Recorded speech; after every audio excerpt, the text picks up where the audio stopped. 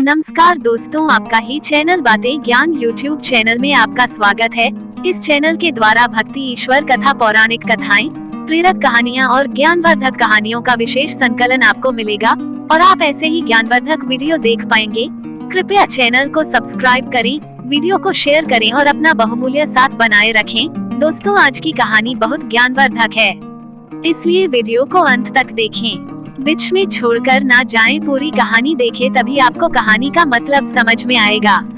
दोस्तों, हर एक कहानी किसी के वास्तविक जीवन से जरूर जुड़ी होती है। हर एक के जीवन में घटने वाली घटना एक वास्तविक कहानी होती जो हमें कुछ ना कुछ जरूर सिखाती है और हमें इससे जरूर शिक्षा लेनी चाहिए।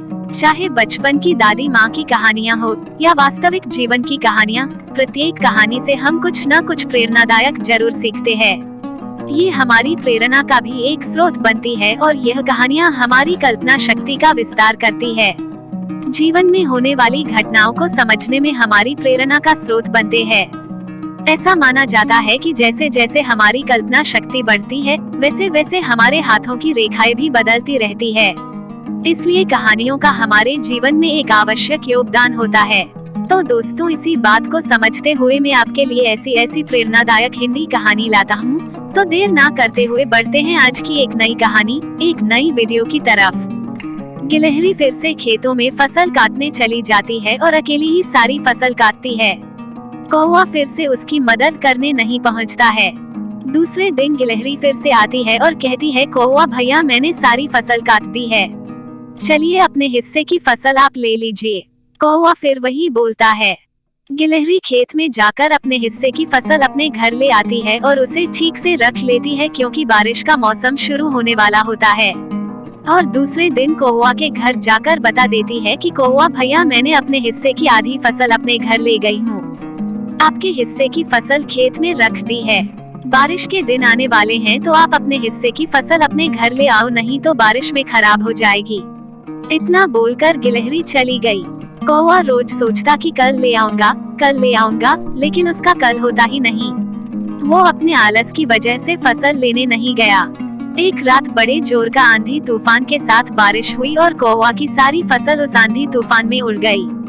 बारिश कई दिनों तक लगातार होती रही। अब कौवे के पास खाने को कुछ नहीं था और उसका भूख से बड़ा बुरा हाल हो गया। वो रोते हुए गिलहरी के पास गया। उसने कहा, गिलहरी बहन, मुझे माफ कर दो, मैं अपने आलस में जीता रहा और सारी फसल बर्बाद हो गई। मैंने ना तो तुम्हारी मदद की और ना उस फसल को ही घर लाया जो तुमने खेत में मेरे लिए रखी थी। मैं कई दिनों से भूखा हूँ, इसलिए तुम्हारे पास आया हूँ मदद मांगने। गिलहरी ने पूरे दिल से कौवे का स्वागत किया और उसे खाना भी खिलाया। कौवा अपने किए पर बहुत पछता रहा था। उसने गिलहरी से कहा, बहन, मुझे माफ कर दो, अब से मैं ये आलस करना छोड़कर तुम्हारी तरह मेहनत करूंगा ताकि खराब समय के लिए कुछ रख सकूं। दोस्तों, तो क्या आपने आलस्य का परिणाम देखा? इसलिए अपना काम समय पर करना बहुत जरूरी होता है। जो लोग अपने काम को कल पर टाले बिना समय पर और नियमित रूप से करते हैं, वे हमेशा सफल होते हैं। जो लोग आलसी होते हैं और अपना काम कल पे टालते रहते हैं, वे अक्सर लाइफ में कुछ भी हासिल नहीं कर पाते हैं और एक उदासीनता भरी जिंदगी व्यतीत करते हैं। ऐसे लोग अंत में हमेशा एक मुश्किल स्थिति में पहुंचते हैं और उनके पास दुख और मदद की भीख के अलावा कोई विकल्प नहीं होता है।